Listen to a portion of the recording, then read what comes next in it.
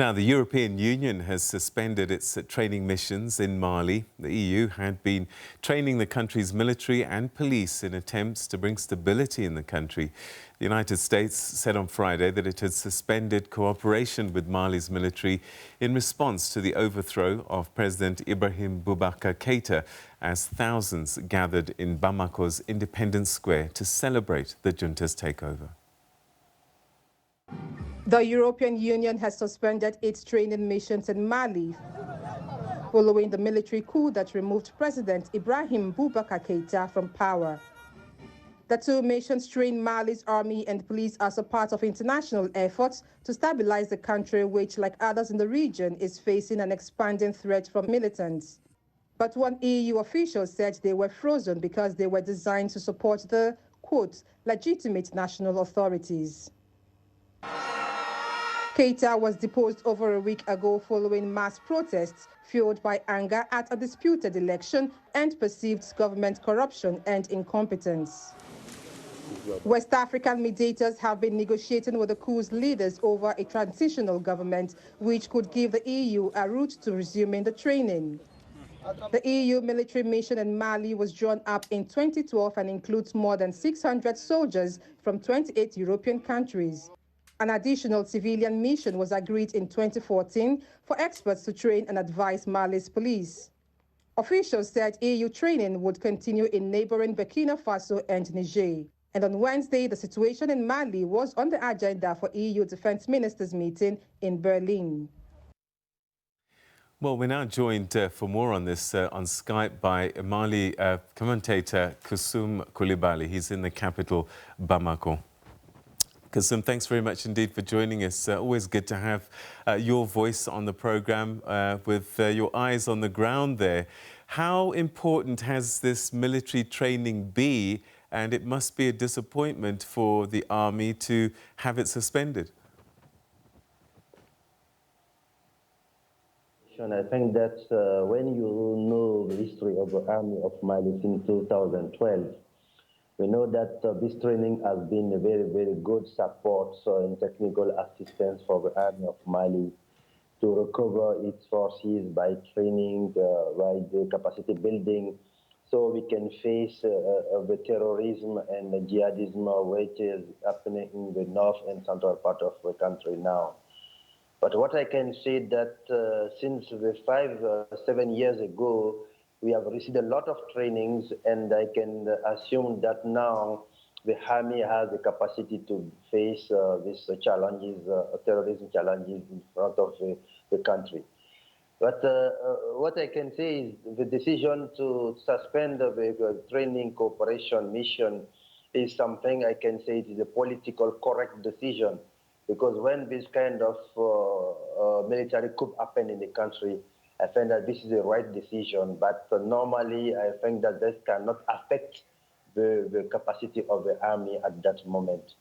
To say that the leader of the National Committee for Salvation of His People is leading the special forces of Mali. That is one of the well-trained forces in the country now.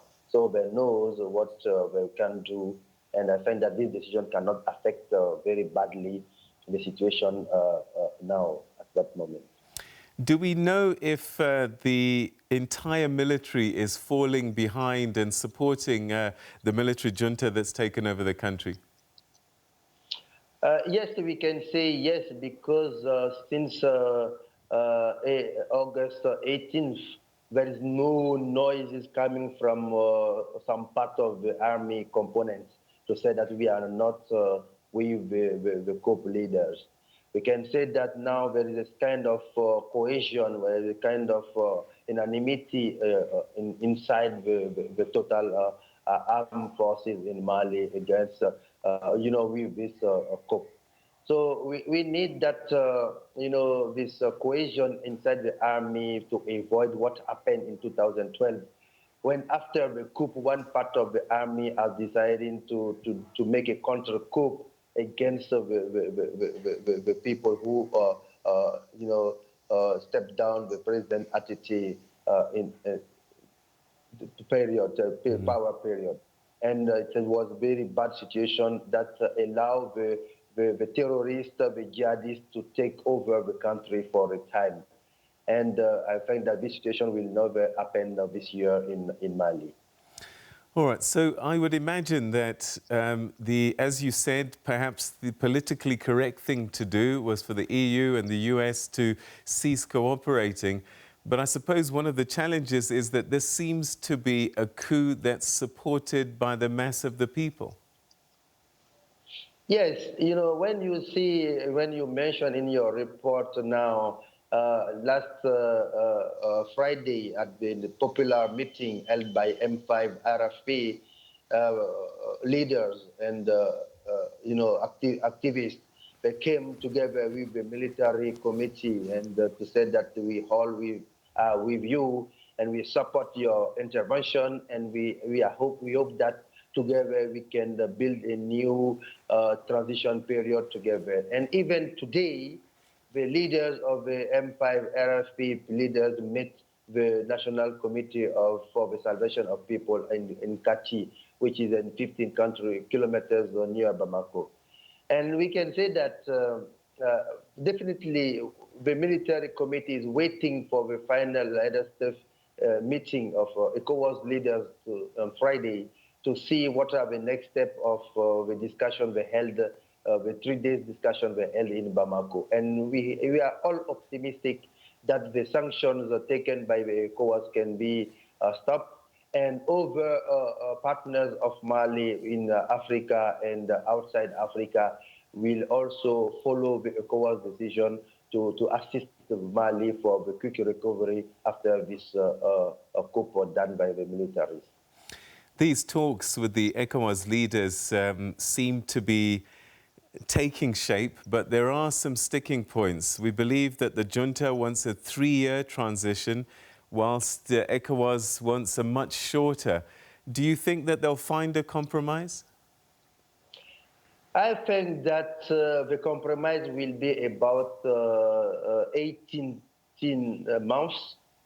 But what I can assume that this can be a theoretical period of transition because of the challenges we have in rebuilding our good governance system and fighting against corruption and putting the economy in the right place and make things, institutions work together as the best way. I'm not sure we can have this solution inside the 18 months. But the future will tell us which is the right period. But I think that 3 years can be something very good for all of us, but maybe more, 5 years. But because Mali is in a situation like you cannot imagine the situation in which we have at economic level, political level, social level, cultural level, military level, security and peace level. We need more time to rethink and to rebuild the foundation of this country. We have lost a lot of things, and we think that the international community must assist Mali with experts, with technical assistance, economic assistance, and strategic assistance, so we can recover and build a new country with a new constitution, can help us to never have another coup in the 10 years or 20 years coming in the country. All right, so I think more time for the recovery. This transition period, is there any chance that some of the figures in the opposition that had been leading the protests might be involved in terms of governance in the transition, or is the military quite firm in their desire to be the ones in charge of the country? I am not sure the military can be the only people who can lead the transition period because, you know, Mali is an open country and a lot of people in the political parties and civil society and have already contributed to that situation. And I'm saying that this transition period should be an inclusive transition period where we need to bring all of the good people, the people who are not corrupted, the people who have the competencies, the people who have the ideas, the spirit to rebuild the country as the best way we have. And we cannot say that we can bring a political leader from the I-5 coalition opposition, but we can say that if we need to have a civilian people as the head of state during this transition, this person can be a patriot people, a patriot person. It can be a good governance person, a person who have the competencies, a person who have the experience, a person who can lead this period in the best way to bring the foundation of the rebuilding of this nation. We need the best people. This is the right thing. Even if they are coming from the military, no one can allow someone who is corrupted to lead this country anymore. And this can be a red line we cannot cross. We need the best people, even if they are coming from the military group or wherever they are coming from the civilian people. We need the best people who are women, men, young men and young girls to lead this transition period. All right, so it's been a few days now since the coup, and there's talks about how to move forward. In the meantime, the country needs to be run by someone. There was a government with ministers that were doing their daily job. Is the business of government happening as we speak, or is everything suspended? Let me remember that the government who was in place has stepped down on 11 June. And since that time, we don't have any completed government. We just have a 6-minister government when the coup happened on August 18th. But now we need a small group of ministers, about 15, 20 or 55 ministers only that can run the day-by-day activities of the government. So I can say that we need that the good people. If they cannot need to be politicians, we need technocrats, the people who knows what they have to do in the best way to lead this country and to design the best strategies, the best vision for the country that we can recover and have a long-term sustainable development plan for the country. So there can be militaries, there can be civilians, there can be a short group of government people who can be able to run the country as soon as we can. Because since 11 June, we don't have a complete government, and the administration is stopped now. No good decision can be taken, and it's difficult now to make the basic needs for the population. And this is the population who is suffering a lot of this situation. So we need as quick as possible, maybe at the end of this week or next week, to have a new government in place so that we can begin running the governmental activities. But also, what people are forgetting a lot is the economic to be run and to support the SMEs to create jobs and to create wealth for all the country. Mon frère, merci beaucoup, comme toujours. Thanks so much indeed. We'll chat again soon. Thanks for that update. Thank you very much. All right, that's Kassim Coulibaly giving us a comprehensive update on the situation in Mali. He's in Bamako and reading the situation for us there.